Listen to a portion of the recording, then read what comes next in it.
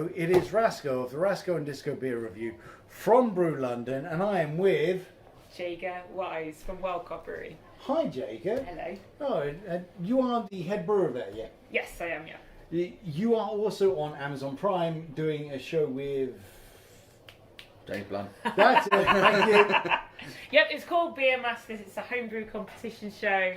It's a competition between brewers from 5 different European countries, and they compete to make one of Europe's next best beers. And you're also on BBC. Yes, it's just I'm one of the presenters of the food programme, so I mainly cover drinks for them, but I do all sorts for them. Yeah. This weekend I did a programme on spam.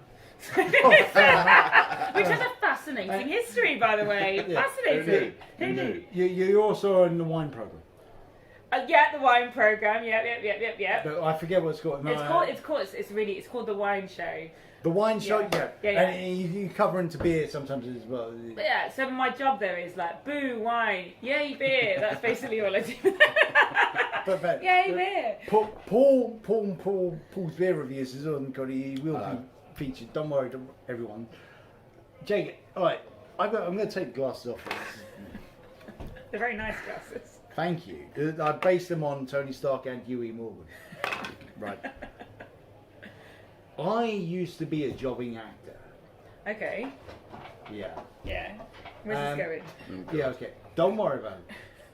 Look, I am fully versed in what it takes to be a jobbing actor. You're a professional performer as well. Uh-huh. You have a band that performs. You used to perform at your brewery, is what I understand. Uh-huh. Is this cool? Is this true? Yeah, my band broke up. Oh, dear. I'm kind of devastated about it, so I'm looking for a new band. If anyone needs a singer, I am available. I was just an actor. Paul, Okay. do you... No, definitely not. The theft side of things, definitely not. How do you balance it all out? Because apparently you trained as an engineer, and you're a brewer, and you're performing, and you're out on the BBC. And how do you balance it all out?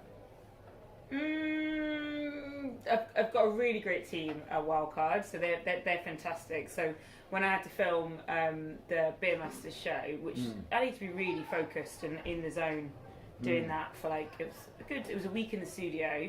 I was able to just go, and the team were just like really, really amazing about it. So like with Wildcard, it's a massive team effort, Right. and with the other stuff, it doesn't take that much time to do like the food program stuff. It's like a day here and there. Fair So enough. I just don't take much holiday really. Fair. All right. That's it really. Right. Okay. So like, It's quite easy. what is it you put into Wildcard, and what is it Wildcard want to do, and what are you trying to do? Yeah, so we've got so many exciting things. So we've been going, it's our 10-year anniversary soon, so we've been going for a little while. Blimey. So it's really nice. So in Walthamstow, we've got some experience. Yeah. We know what we're doing. And I think what's really cool, especially about beer and about brewing, is it's really important to just always try and make the best you can. And next time you do it, you know what, it's going to be even better than the last time you did it. Yes. And I think like the culmination of that, it for me it feels like a lifetime's worth of work, and I feel like the beers we're coming out now are just. I'm not just saying it because my team makes it and I make it, but I think they're really something special. And we've got our barrel age program. Oh, you said the magic word. So you guys are actually trying here. This is our Cuvée Saison. This is the Cuvée Saison. I was listening to you chatting with Nat. Yes. Really good podcast, by the way. Really enjoyed that. And as soon as you said Saison, I was like, oh yeah, right. I'm on that. So I'm trying it now. Are you having a go on it now? I am. Look, just to say, be absolutely honest, I'm not a Saison fan. I am coming round, and I had this before, and it's kind of bringing me forward to opening my horizon to about beer. I cannot just remain on darks. I have to open up, and this is good.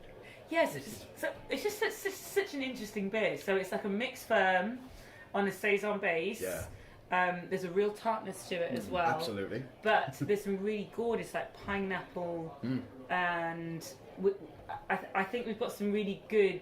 If I say so myself, we've used the yeast well. Yes. So I'm really proud of it. this actually was meant to be made as the blend to blend into our lambics, Right. and our gers, which we put 3 year, 2 year, 1 year old beer into a barrel, and we made this to be the super fresh beer to blend into it, and then it's just so good in its own. Yeah, it's certainly that. The first thing is like, wow, zesty. That's just woke me up. It's exactly the kind of beer that we needed to start the second session, if I'm honest. Do you know what I mean? Oh my word! Yes, you're not wrong. Do you know what I mean? We've already done the trade session. Now we've had a break. We've had a bit of food. A Saison has probably been the perfect style, and I didn't even know it. It's like bang, I'm ready to go now. Boom. Right. I just spoke to Rhythm Brews podcast.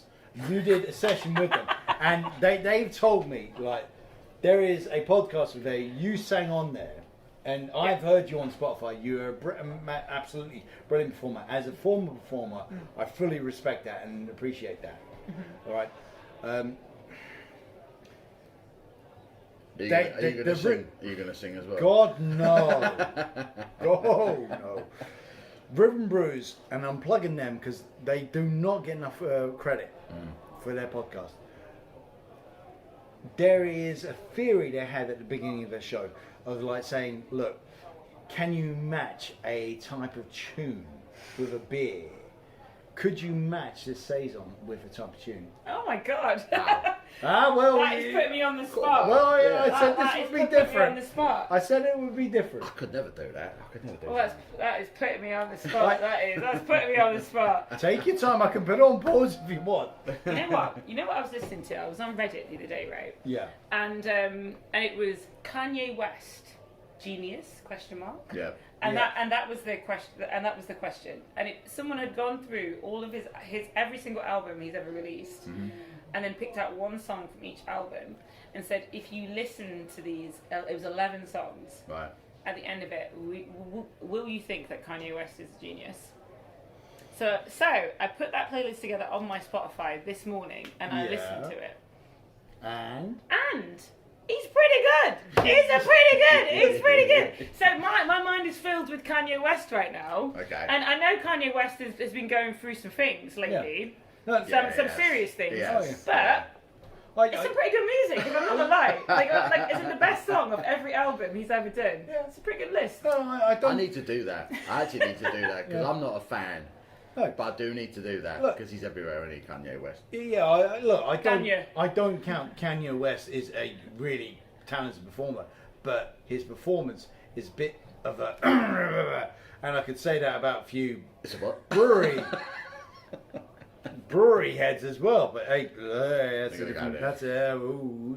There is probably some interesting comparisons that could be made between Kanye West and some of the. Yeah, I think that's fair. That's fair. That is fair. Paul, come around here so we can see. I'm good, man. I'm good just being the voice. I'll stay out of camera. For I honestly hope you're captured in this one. Yes. I'm in it. I am. I'm immersed. I'm in it. Anyway, so look, just a brief question. What do you have a gateway beer that got you into beer, or is it just something you just flowed into? Oh, I do. It's always been for me Castle Rock's Harvest Pale. Really? Always. And every time I go home to Nottingham, it's the first thing I order. I love it. It's like, what's it, like 3.8%, zesty, bright, really good bitterness, nice and fresh, on cask.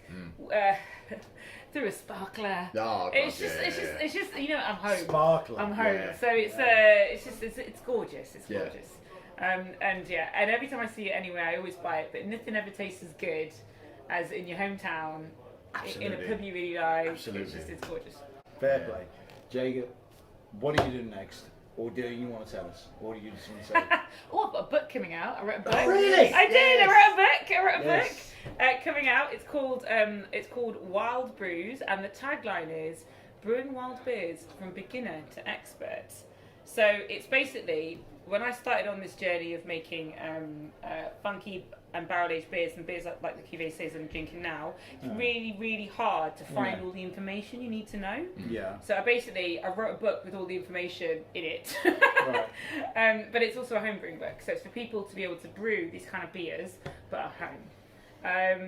But because I actually wanted a really useful book, I've put in all the information that we need to know as brewers, like how to clean barrels. If a barrel is disgusting, Right. it's full of shit, or it's been out in the rain, like what to do to get it back up to standard. Like all your off flavors. There's a really good section in it about, and it's stuff that I do all the time. Of like, I have this off flavor in my beer. I can smell it. I can taste it. The whole team can smell it and taste it. What do I do now? And it's that question of how do I fix this problem is what we do every single day in the brew house. And it's what brewers do. Everyone in this room does. But it's really hard to find that information, to read it, and it's something that only comes with experience. So, so I've included that as well. It's useful. Like I say, this book's been in the making now for like a good few years, hasn't it? Because You've been so busy. It's over 3 years. You've been so busy. So I, mean, I don't know how you've done it. So like the brewery's smashing it, the Wildcard are flying. Yeah, you're doing TV shows, you're brewing beer, you're writing a book. What the hell? How? Yeah, no, the book's been really hard. I'm not gonna lie, it's been really hard, and it's something. You know how some people have loads in them. For me, I think this is it. I think this is my one, and then. Yeah, and then you're done. And then I'm done. Yeah. So this is going to be like a proper literate baby then kind of thing. Yeah. Maybe I'll come out with a second edition. You know it'll happen. You know it'll happen. But no, I think that's it for me, and I'll leave the book writing to the actual writers. Fair play. These other beers you brought for us, what are they? It's a lovely Saison. So this is a NEPA you got there. A NEPA. I do like a NEPA. A New England like a IPA for. I'm enjoying the Saison. I'm not going to with this, man. I'm all over this. Oh my god, that's good. I went to one of your brewery tap rooms back in August last year to meet a friend who I'm nameless, and I had a great time. I went there in between festivals, and I think you actually got a nomination for Beer of the Year from me, Jammer.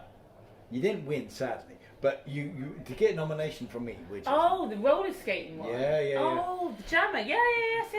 Oh, that's a good beer. That was. It was really good beer. It was. It's a good beer. I'm a tough guy to please, so to get well done. Yeah. So, that's good to know. That's a please.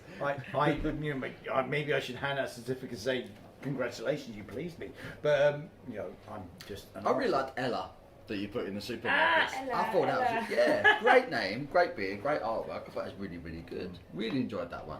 How did that come about, the whole Tesco thing? Oh, Phil, the tea question. Yeah. Because was it kind of like, did Tesco approach you, and was you like? Honestly, what's really interesting actually. When it was things went a bit crazy and lots of the breweries started going to supermarkets. Yeah. We were doing it for about 2 years before then. Right. So what was interesting for us was just.